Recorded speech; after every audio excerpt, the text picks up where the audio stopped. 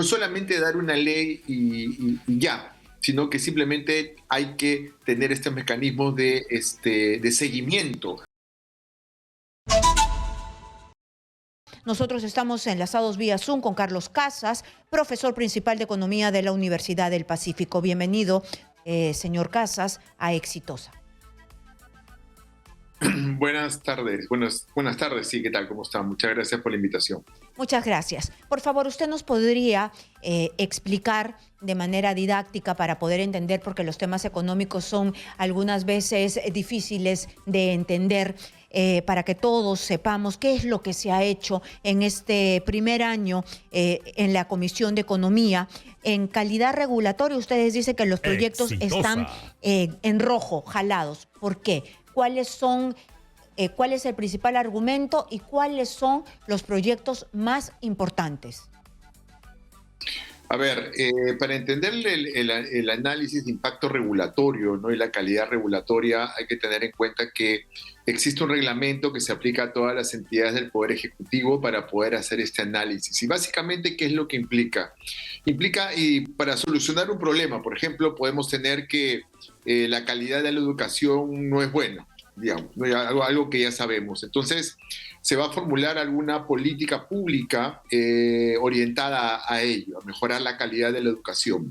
Y para eso hay distintas alternativas que tienen que evaluarse, ¿no? Esto puede significar, no sé, pensando, simplemente poniendo ejemplos, elevar el sueldo de los profesores, mejorar la infraestructura, mejorar los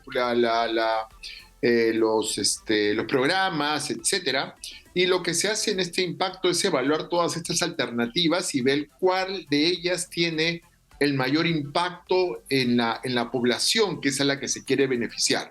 Entonces, esto implica, ¿qué cosa? Identificar los beneficios que esto va a implicar, pero también implementar la política tiene costos, ¿no? Y es más, cuando uno establece una política pública, siempre hay ganadores y hay perdedores.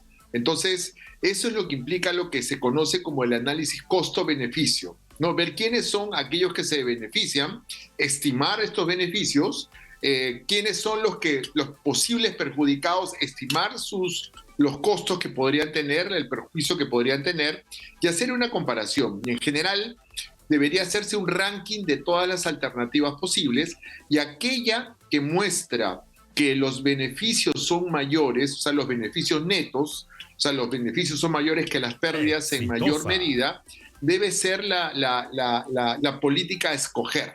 Pero esto implica todo un proceso de construcción o elaboración de las normas que implique primero contar con información adecuada, con evidencia. Hoy día tanto se habla de hacer políticas públicas con evidencia, y esto significa probablemente hacer estudios de campo, contar con información secundaria también, que uno puede sacar del Instituto Nacional de Estadística e Informática, para poder hacer la evaluación e identificar los costos, pero también probablemente haya que hacer trabajo de campo. Y por último, una vez que se implemente la política, lo que también debe establecerse es un mecanismo de monitoreo. ¿Quién va a controlar que los objetivos que se plantearon y las metas que se plantearon en la política pública se vayan cumpliendo? De resultados, sí, porque acá a mí me llama la atención que el análisis de impacto que ustedes han determinado es casi nulo. Después también ustedes ven la calidad del análisis regulatorio tiene un puntaje, ¿no?, de 6 puntos. Entonces, apenas llegan a los 2 y raspando. Es decir, ninguno de los puntos que usted nos ha narrado ha sido totalmente satisfactorio. Sí, básicamente lo que tenemos es ahora la normatividad que existe para el Poder Ejecutivo. Se excluye al Poder Legislativo, y por eso es que, ojo, yo no he hecho el análisis, yo soy un profesor de la Universidad del Pacífico y soy especialista en gestión pública, pero por lo que conozco y por lo que veo que se ha hecho por el Consejo Privado de Competitividad, es pasar por el filtro de lo que se aplicaría a las normas que propondría el Poder Ejecutivo a los proyectos de ley del Legislativo, ¿no? Y ahí es donde lo que estamos viendo es que la calificación no es muy buena, y al parecer lo que tenemos es que no hay un análisis costo-beneficio, no hay alternativas y no hay sistemas de monitoreo, ¿no?, que es lo más importante. no solamente dar una ley y ya, sino que simplemente hay que tener estos mecanismos de seguimiento, que se vaya levantando información, que se informe a la ciudadanía de cuáles van siendo los resultados, porque una legislación puede estar muy bien pensada, pero pueden surgir problemas en el camino y lo que tenemos que hacer es ir mejorando, ¿no? Esto también hay que tomarlo como un proceso más que como un fin, ¿no? Porque muchas veces se cree que con una ley se implementa y ya está. No, sino que hay que irla mejorando, irla midiendo, y eso es una de las cosas que faltan en el legislativo. Entonces, eso nos lleva a una idea que existe ya creo hace muchos años, de contar con un área en el Congreso de la República, un área de estudios económicos potente que permita justamente hacer este análisis para todos los proyectos de ley que se presenten, ¿no? Porque lo que tenemos es que esto tiene impacto en la vida de la gente, ¿no? Tiene impacto en la calidad de vida, en sus ingresos, en distintos indicadores, y hay que tomarlos con bastante cuidado, y este análisis tiene que hacerse ex ante, ¿no? Antes de que se promulgue la norma. Claro, por supuesto, porque aquí estamos viendo normas que parece, como usted me dice, tener un impacto, no solamente un impacto tangencial, sino un impacto de frente en la vida de todos los peruanos, porque dice, ley que regula el proceso de ejecución de obras por administración directa, ley de ejecución de obras públicas por administración directa, ley que destraba las obras paralizadas y garantiza la continuidad de proyectos de inversión para la provisión de infraestructura, ley que autoriza al Ministerio de Economía y Finanzas a efectuar detracciones en favor de salud, aportantes a la Oficina de Normalización Previsional y al Sistema Privado de Pensiones, es decir, ONP y AFP, es decir, sí son leyes sumamente importantes y que aquí, según este estudio, están enfocadas de manera mediocre y hasta mala, salen jaladas.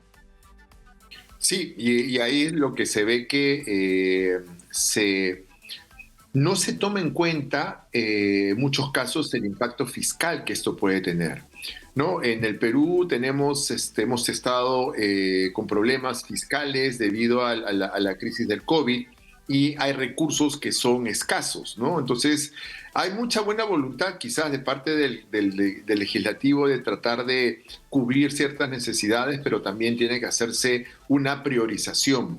Y eso es lo que se busca, ¿no? Dado que los recursos son escasos, que no abundan, si bien hay más que hace muchos años, todavía son escasos y falta mayor presencia del Estado, la idea es utilizar los recursos o generar los impactos sobre la población en lo que más necesiten, en lo principal, ¿no? Entonces, ¿para qué sacar normas que pueden implicar algún mayor gasto fiscal? Y eso simplemente no va a ser posible de implementar porque no se cuenta con los recursos, y eso se irá haciendo de manera paulatina. Entonces, ese es uno de los temas que siempre hay que tratar de buscar, y sobre todo el bienestar que genera en la población, y que hay técnicas para poder estimar esto y poder hacer un ranking de las alternativas, ¿no? Si a mí solamente se me ocurre hacer una única alternativa, yo no sé si esa alternativa que me están planteando en la norma sea la mejor.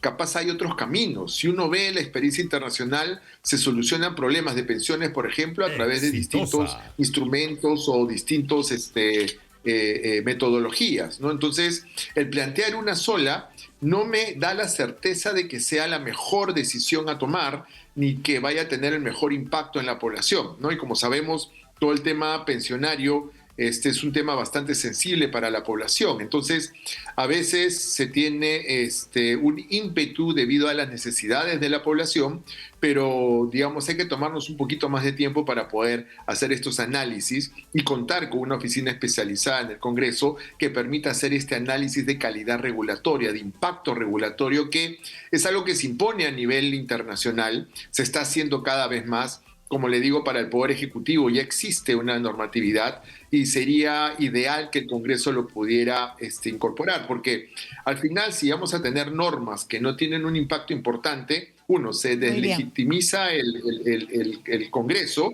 y por otro lado, peor aún, no se tiene el impacto que se requiere sobre la población, que es hacia lo cual debe estar orientada las normas y las políticas públicas. Muy bien, clarísimo sobre el trabajo que se ha hecho y lo que se debe hacer. Muchísimas gracias por estar aquí.